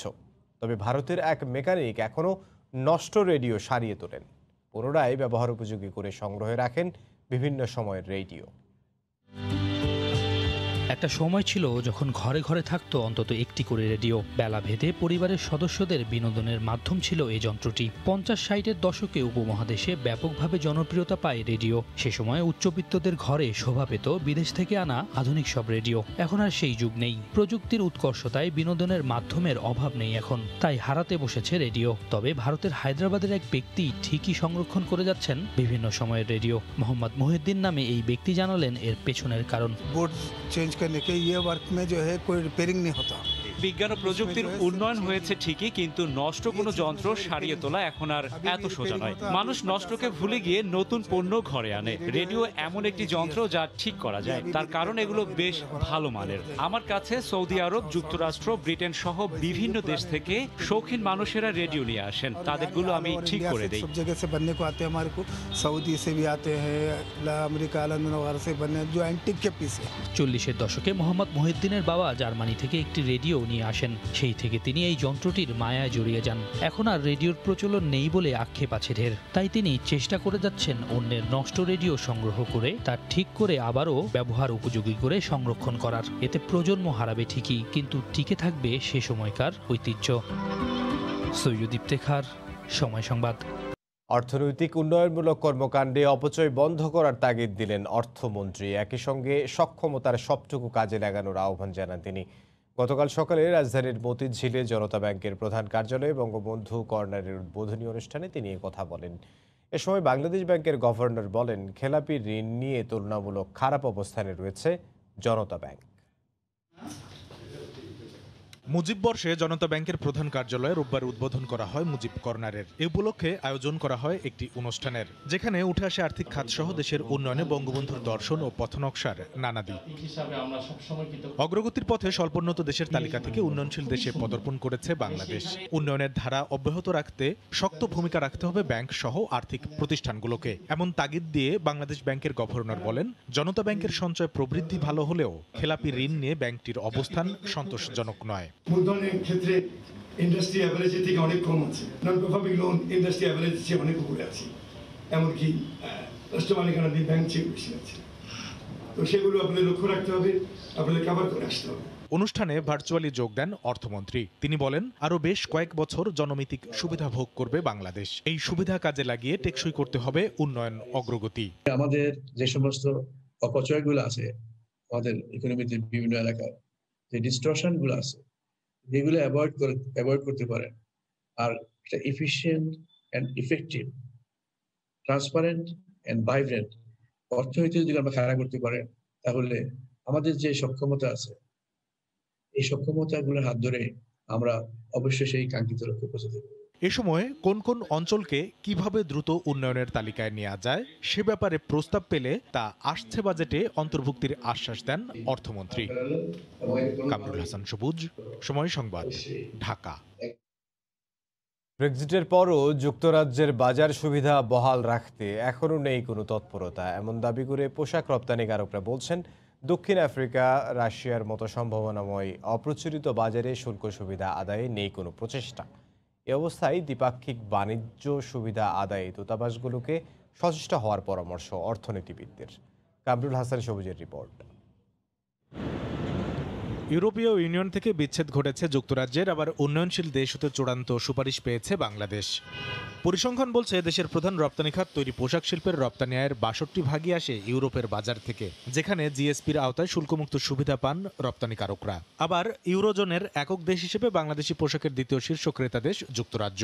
ব্রেক্সিটের পর এখনও শুল্ক সুবিধা অব্যাহত রেখেছে দেশটি, তবে কোনো চুক্তি না হয় ঠিক কতদিন এই সুবিধা পাওয়া যাবে তা নিয়ে দুশ্চিন্তায় রপ্তানিকারকরা। বায়োলেটারাল অ্যাডভান্টেজটা কিন্তু ট্রেডের জন্য is very important. State to state হয়, সেই জায়গায় আমি মনে করি যে আমাদের গভর্নমেন্টও এই ব্যাপারে দেখবে যে আমাদের দেশের জন্য কোনটা ভালো। ইউকে হয়তো এই জায়গাটাতে এখন আমাদের কি কিছুটা ছাড় দিয়ে রেখেছে, বা কতদিন রাখবে ডব্লিউটিওর অধীনে যে কোনো একটা এগ্রিমেন্টে আমাদের যাওয়া ছাড়া কোনো বিকল্প নেই।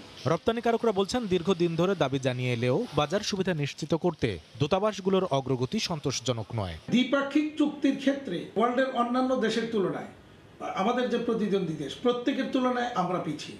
Brazil, Mexico, south Africa, Russia, এই দেশগুলো একটা বড় মার্কেট। যদিও এই মার্কেটে আমরা এক্সপোর্ট করছি, বাট এক্সপোর্ট বাড়ানোর জন্য এই ডিউটিটা, ট্যাক্সটাকে কমানোর আমাদের কাজ চলছে। বর্তমান প্রেক্ষাপটে বাজার সুবিধা আদায়ে যুক্তরাজ্যকে সর্বোচ্চ গুরুত্ব দিয়ে অর্থনৈতিক কূটনীতি জোরদার করার পরামর্শ অর্থনীতিবিদদের।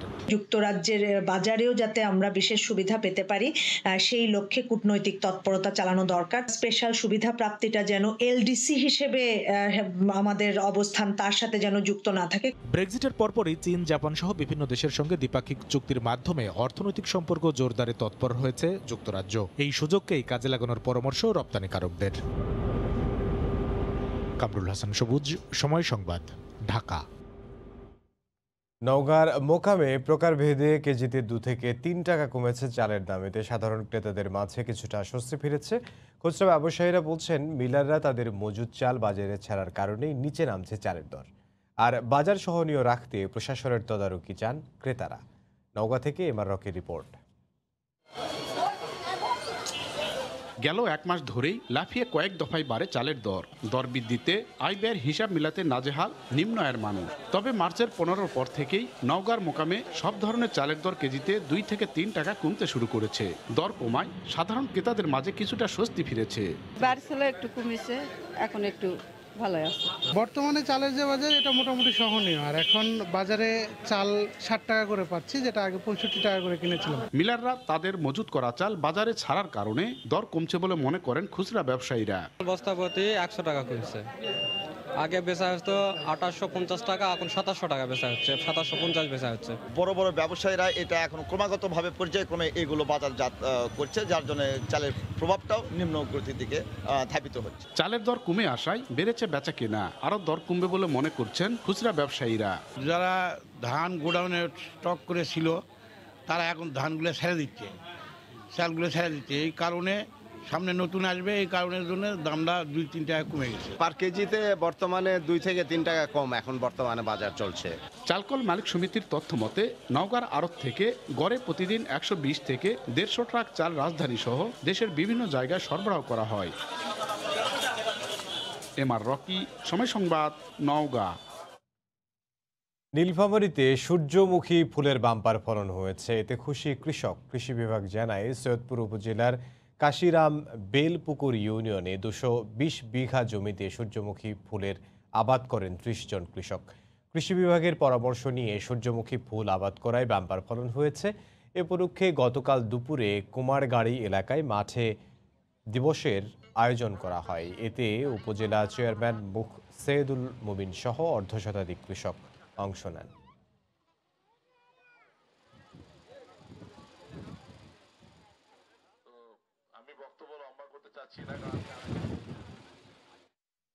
মুন্সিগঞ্জের মুক্তারপুরে তরমুজের হাট, নানা অঞ্চলের হরেক রকম তরমুজে ভরপুর। হাঁক ডাকে বেচা কেনার ধুম। ক্রেতা বিক্রেতার পদচারণায় মৌসুমের শুরুতেই জমে ওঠে এই হাট।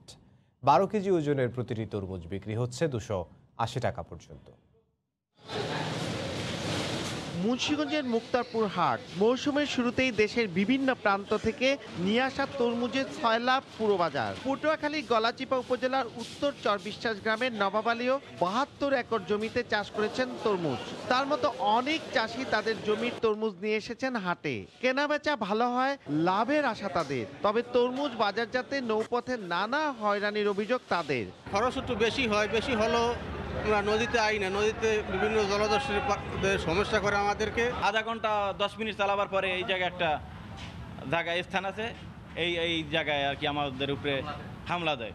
ফসল আল্লাহ দিলে এখন ভালো দেয়, আশা করি আল্লাহ লাভ মনোবম। পাইকারি কিনে নিয়ে আমরা খুচরা বিক্রি করি, দেখা যায় একটা তরমুজে 20 টাকা, 10 টাকা বা 15 টাকা ব্যবসা করি। বরিশাল, পটুয়াখালী এই অঞ্চল থেকে ম্যাক্সিমাম তরমুজ আমাদের মুন্সিগঞ্জে বাজারে এসে থাকে। তাছাড়া আমাদের এই স্থানীয়ভাবে অল্প কিছু তরমুজ হয়ে থাকে।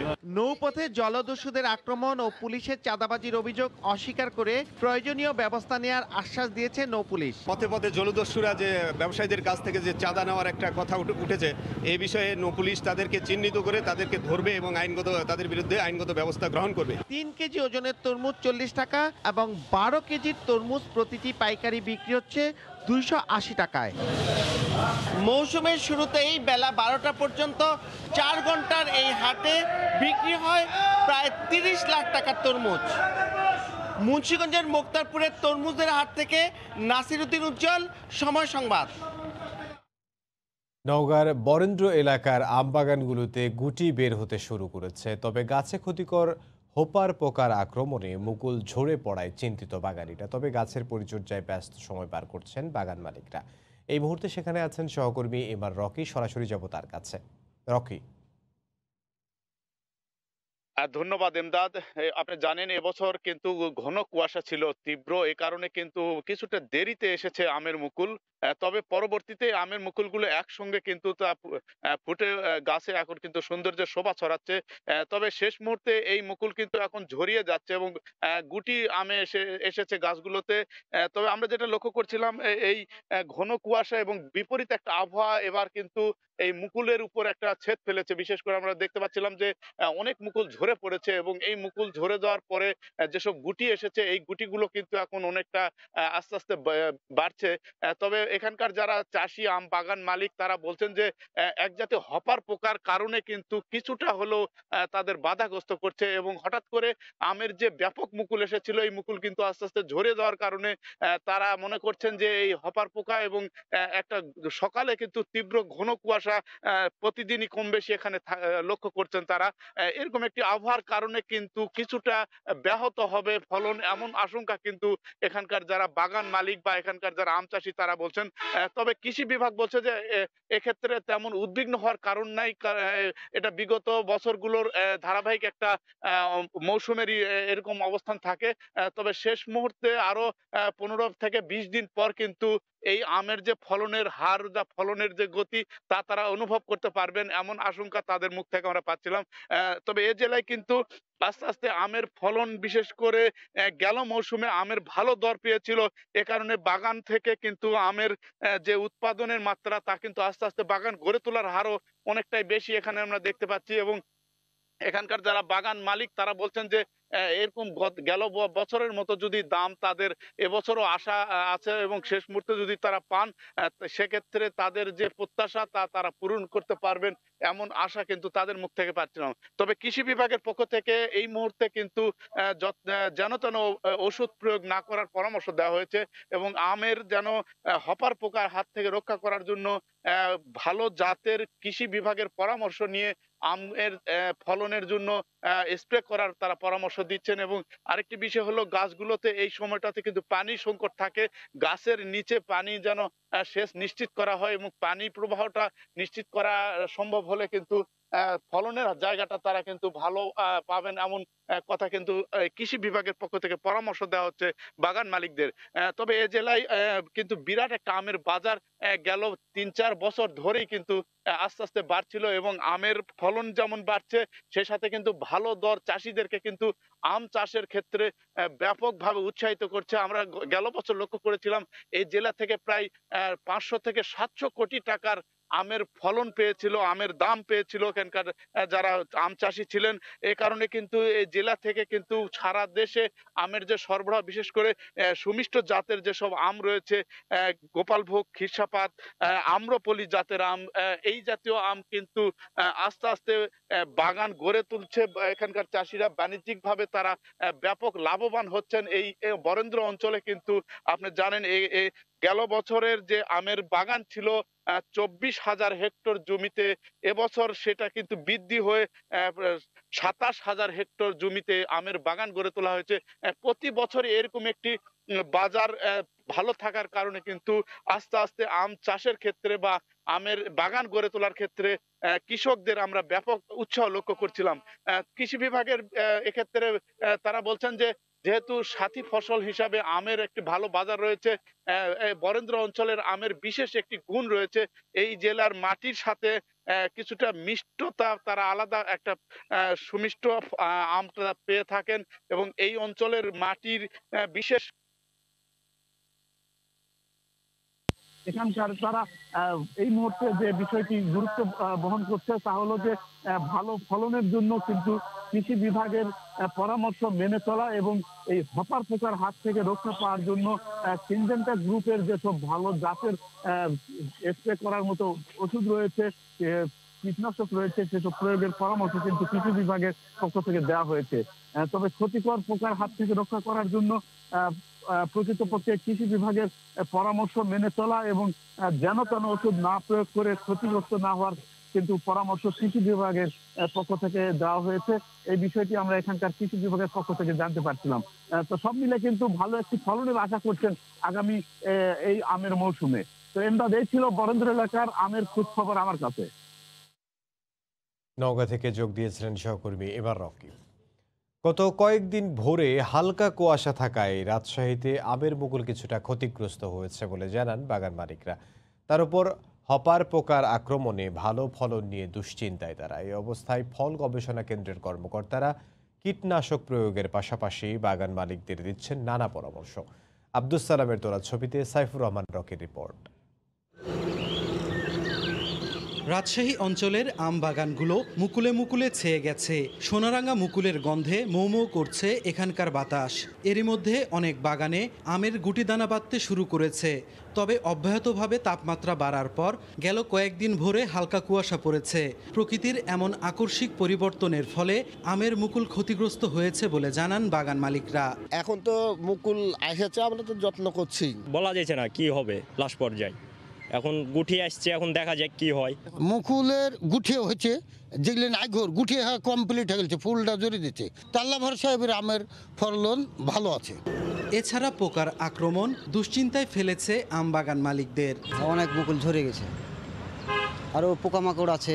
কয়েকদিন কুয়াশার কারণে যে আমের মুকুলটা নষ্ট হয়ে গেছে, এখন ভালো ফলনের জন্য আমরা খুব চিন্তিত। এ অবস্থায় কীটনাশক প্রয়োগ সহ নানা পরামর্শ দিচ্ছেন ফল গবেষণার সাথে জড়িত এই কর্মকর্তা। মুকুল পূর্ণাঙ্গভাবে ফুটে গেছে এবং মোটামুটি পলিনেশন অনেকটা কমপ্লিট। কিছুদিনের মধ্যে গুটিও তৈরি হয়ে যাবে এবং বাকি মুকুল এমনিতে ঝরে যাবে। এটা নিয়ে এখন আর টেনশনের কিছু কারণ নাই। শুধু যদি রোগের উপদ্রব খুব বেশি যদি না দেখে তাহলে আর স্প্রে দেওয়ার কোনো দরকার নেই। কৃষি সম্প্রসারণ অধিদপ্তরের দেয়া তথ্য মতে জেলার প্রায় 18,000 হেক্টর জমির বাগানে 2.25 লাখ মেট্রিক টন আম উৎপাদনের লক্ষ্যমাত্রা নির্ধারণ করা হয়েছে। সাইফুর রহমান রকি, সময় সংবাদ, রাজশাহী। এনসিএলের খবর, করোনাকালের স্থবিরতা কাটিয়ে আবারও মাঠে গড়াচ্ছে ঘরোয়া ক্রিকেট। সোমবার শুরু হচ্ছে জাতীয় ক্রিকেট লিগ। সেখানে 4 ভেন্যুতে 2 স্তরের ম্যাচে মুখোমুখি হবে 8 দল। বরিশালে স্বাগতিকদের প্রতিপক্ষ ঢাকা মেট্রো। করোনা পজিটিভ হওয়ায় ঢাকা মেট্রোর হয়ে খেলতে পারবেন না সাদবান ইসলাম। সাভারের বিকেএসপিতে প্রথম স্তরের ম্যাচে শক্তিশালী রংপুর বিভাগের প্রতিপক্ষ ঢাকা বিভাগ। একই সময়ে প্রথম স্তরের আরেক ম্যাচে খুলনার শেখ আবু নাসের স্টেডিয়ামে স্বাগতিক দলের প্রতিপক্ষ সিলেট বিভাগ। রাজশাহীতে দ্বিতীয় স্তরের ম্যাচে স্বাগতিক দল লড়বে চট্টগ্রামের বিপক্ষে। করোনাকালের কথা মাথায় রেখে মাঠে এবারের এনসিএল হবে স্বাস্থ্যবিধি মেনে, বায়ো বা বলে। ইতিমধ্যে সব ক্রিকেটার ও কোচিং স্টাফদের করা হয়েছে কোভিড পরীক্ষা। এছাড়া নির্দিষ্ট টিম হোটেলের বাইরেও যেতে পারবেন না ক্রিকেটাররা।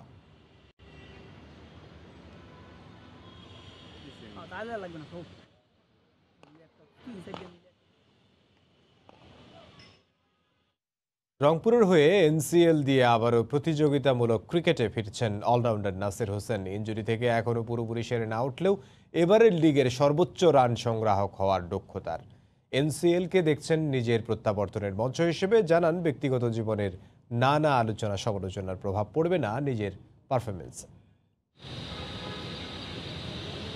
সময়ের হিসেবে 1 বছরের বেশি, আবারও মিরপুরের একাডেমি মাঠের সবুজ গালিচায় চিরচেনা নাসির। সতীর্থের সঙ্গে খুনসুটিতে কাটল সময়। পায়ের ইনজুরি থেকে এখনো হননি পুরোপুরি ফিট। অনুশীলনও তাই তো দেখা গেল সাবধানী নাসিরকে। ব্যাটিং প্র্যাকটিস করলেন মোটে মিনিট 20। এনসিএল দিয়ে ফিরতে চান চেনা ছন্দে। এনসিএল এটা হচ্ছে আমার কামব্যাক সিরিজ বলেন বা কামব্যাক টুর্নামেন্ট বলেন, আমি চেষ্টা করব এখানে। এটা হচ্ছে আমার চেষ্টা থাকবে যে এখানে আমি হাইয়েস্ট রান গেটার হই কমসে কম। আমি বলবো না যে আমি এখনও 100% ফিট, কারণ মনের মধ্যে একটা ভয় কাজ করতেছে আর কি। সো চেষ্টা করতেছি 100% ফিট হওয়ার জন্য। এটা অবশ্য খেলার মাধ্যমে ভয়টা কাটা সম্ভব। সম্প্রতি নানা ঘটনায় ব্যক্তিগত জীবনে ঝড় বয়ে গেছে তার। ছিলেন না বিসিবি আয়োজিত প্রেসিডেন্টস কাপ আর বঙ্গবন্ধু টি-20 লিগে, তবুও আশাবাদী এই অলরাউন্ডার। সমালোচনার জবাব দিতে চান 22 গজেই। এটা হচ্ছে ক্রিকেট গ্রাউন্ড, এখানে আমি যখন খেলতে আসি তখন আমার মাথায় কোনো বাইরের চিন্তা থাকে না। যেহেতু খেলা 6টা খেলা, তো 6টা খেলার মধ্যে যাতে আমি কমসে কম 800 বা 1000 রানের কাছাকাছি করি, এটা আমার চেষ্টা। কথা বললেন ব্যক্তিগত জীবন নিয়েও। বিয়ে নিয়ে সৃষ্ট জটিলতা নিরসনে শীঘ্রই নিজেদের অবস্থান পরিষ্কার করবেন বলেও জানান তিনি। আমি যেটা করেছি সেটা অবশ্যই লিগালি করেছি, এবং শুধু এতটুকুই বলি, হয়তো আপনাদের ডিটেলস আমরা প্রেস কনফারেন্স ডেকেই আপনাদেরকে ডিটেলস সব কিছু দেখাই দিব। জাস্ট এতটুকুই বলি, আমরা এতটা গাধা না যে আমরা এই ডিভোর্স না দিয়ে আমরা বিয়ে করব। সোমবার বিকেএসপির 4 নম্বর মাঠে প্রথম স্তরের ম্যাচে নাসিরের রংপুর বিভাগের প্রতিপক্ষ ঢাকা বিভাগ। মাহবুব রিমন, সময় সংবাদ, ঢাকা। এবারের জাতীয় ক্রিকেট লিগ বাড়তি গুরুত্ব দিয়ে দেখছেন ব্যাটসম্যান ইমরুল কায়েস। জাতীয় দলে ফিরতে রান করতে চান ঘরোয়া ক্রিকেটে, তবে এ নিয়ে নিচ্ছেন না বাড়তি কোনো চাপ। 7 কেজি ওজন কমিয়ে যে কোনো সময়ের চেয়ে এখন ফিট ইমরুল। জাতীয় দলে জায়গা করে নিতে বেড়েছে প্রতিযোগিতা, তাই আপাতত টেস্ট দলে ফেরাটাই লক্ষ্য এই ওপেনারের। সামনে জাতীয় লিগ, ঢাকা প্রিমিয়ার লিগ সহ বেশ কিছু ঘরোয়া টুর্নামেন্ট আছে। এই টুর্নামেন্টগুলো নিয়ে তার পরিকল্পনা জানবো। ইমরুল কায়েস, প্রথমে জানতে চাইবো, সামনে যেহেতু জাতীয় ক্রিকেট লিগ আছে, আপনার ক্যারিয়ারের জন্য এই টুর্নামেন্টটা কতটা গুরুত্বপূর্ণ? না, অবশ্যই প্রত্যেকটা সিজনে জাতীয় লিগটা খুব ইম্পর্টেন্ট থাকে। আমিও খুব সিরিয়াস থাকি। তো যেহেতু এবছর একটা বছর গ্যাপ দিয়ে আবার নতুন করে শুরু হচ্ছে, তো অবশ্যই আমি পার্সোনালি অনেক সিরিয়াস এবং টার্গেট থাকবে যে ভালোভাবে সিজনটা শেষ করা। আপনার জাতীয় দলে একটা গ্যাপ হয়ে গেছে যদি বলে, এরকম সিচুয়েশন আপনার আসলে আবার কামব্যাক করাটা কতটা চ্যালেঞ্জিং হবে আপনার মনে হয়? না, চ্যালেঞ্জিং যদি আপনি নিজের সাথে মনে করেন, অবশ্যই চ্যালেঞ্জিং, কারণ জাতীয় দলে টিকে থাকতে হলে সবসময় পারফর্ম করতে হবে। আমি মনে করি যে আমি যতবারই ন্যাশনাল টিমে কামব্যাক করেছি, রান করেছি, আবার একটা সামনে নতুন করে সুযোগ আছে, যেহেতু ফার্স্ট ক্লাস ক্রিকেট শুরু হচ্ছে অনেক দিন পরে। তো আমি চেষ্টা করব যে এখানে ভালো ক্রিকেটটা খেলে যদি পারফর্ম করতে পারি আল্লাহ পাকের রহমতে, তাহলে আবার কামব্যাক করার একটা অপরচুনিটি থাকবে। আপনি অনেক অভিজ্ঞ, আপনার বড় বড় ম্যাচে বড় বড় দলের বিপক্ষে পারফর্ম করার অভিজ্ঞতা আছে। নির্বাচকরা বলেছেন এই জাতীয় লিগের 2-3টা রাউন্ড যেটা হবে, সেখানে যারা পারফর্ম করবে এবং অভিজ্ঞতা এগিয়ে থাকবে তাদের বিবেচনা করা হবে। আপনি এই সুযোগটা লুফিয়ে নিতে কতটা প্রস্তুত? না, যদি ওইভাবে চিন্তা করি তাহলে অবশ্যই নিজের ওপরে প্রেশার কাজ করবে। আমি চেষ্টা করব যে বেটার ক্রিকেট খেলা, আমি আমার প্ল্যান ওয়াইজ বেসিকে থেকে ক্রিকেট খেলা। যদি মনে করি যে আমাকে ন্যাশনাল টিমে আবার কামব্যাক করতেই হবে বা জাতীয় লিগে রান করতে হবে, এটা অবশ্যই প্রেশার, কারণ প্রেশার থাকলে অবশ্যই আপনি পারফর্ম করা ডিফিকাল্ট হয়। তা মনে হয় যে এই জায়গায় নিজের ইচ্ছা মতো ফ্রিডমলি খেলাটাই বেটার, ওইভাবে চেষ্টা করব। প্রত্যেকটা ক্রিকেটার প্রত্যেক দিন নিজেকে ছাড়াই যেতে চাই। আমার মনে হয় যে সবাই ইমপ্রুভের জায়গা থেকেই বেটার করার চেষ্টা করে নিজের জায়গা থেকে। আমিও সেই লক্ষ্যে কাজ করে যাচ্ছি সবসময়। ইমপ্রুভমেন্টের শেষ নাই, একটা প্লেয়ার রিটায়ারমেন্টের আগ পর্যন্ত ইমপ্রুভমেন্ট করতে চাই এবং নিজের ইচ্ছা থাকে। আমারও সেইভাবে ইচ্ছা আছে। 3 ফরম্যাটে অনেক প্লেয়ার আছে, সেক্ষেত্রে আপনি কি কোনো একটা ফরম্যাট ধরে আগাতে চান যে ফরম্যাটে আমি কামব্যাক করতে চাই? না, অবভিয়াসলি দেখেন এখন ওয়ানডে ক্রিকেটটা একটু ডিফিকাল্ট, কারণ অনেক চ্যালেঞ্জিং হয়ে গেছে, অনেক ইয়াংস্টার চলে আসছে। আমি বলতেছি না যে আমি ওখানে পারবো না, অবশ্যই আমি এখন স্টিল বিলিভ করি আমার সে অ্যাবিলিটি আছে ওয়ানডে ক্রিকেট খেলা। বাট আমার কাছে মনে হয় যে টেস্ট ক্রিকেটটা এখন আমার বেশি ফোকাস করা উচিত। বাকি যে কয়েক বছর ক্রিকেট খেলবো, টেস্ট ক্রিকেটটা অনেক আমার মনে হয় যে খুব আমি এনজয় করি টেস্ট ক্রিকেটটাকে এবং ভালো লাগে আমার খেলতে। এবং সামনে যদি অনেকগুলো বাংলাদেশের টেস্ট সিরিজ আছে, অবশ্যই আমি চেষ্টা করে যাব ফিট থাকা, এবং আমার যদি অপরচুনিটি আসে অবশ্যই আমি খেলার চেষ্টা করব।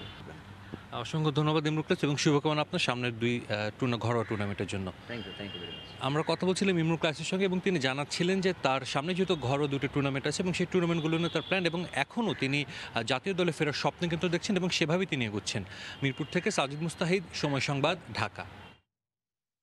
ভারতের বিপক্ষে 3 ম্যাচের ওয়ানডে সিরিজের জন্য 14 সদস্যের দল ঘোষণা করেছে England and Wales cricket board. ইনজুরির কারণে স্কোয়াডে রাখা হয়নি পেসার জফরা আর্চারকে। 1 বছর পর ওয়ানডে দলে ডাক পেয়েছেন লেগ স্পিনার ম্যাট পার্কিনসন। এছাড়া দলে ফিরেছেন রিস টপলে ও অলরাউন্ডার বেন স্টোকস।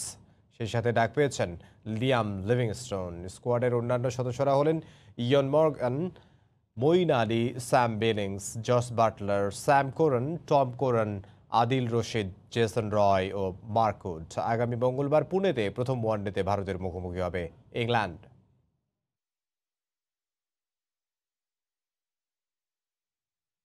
এবার ত্রিদেশীয় ফুটবল সিরিজের খবর জানাবো। কাঠমান্ডুর দশরথ রঙ্গশালা স্টেডিয়ামে আজ প্রথম অনুশীলন করেছে জাতীয় ফুটবল দল।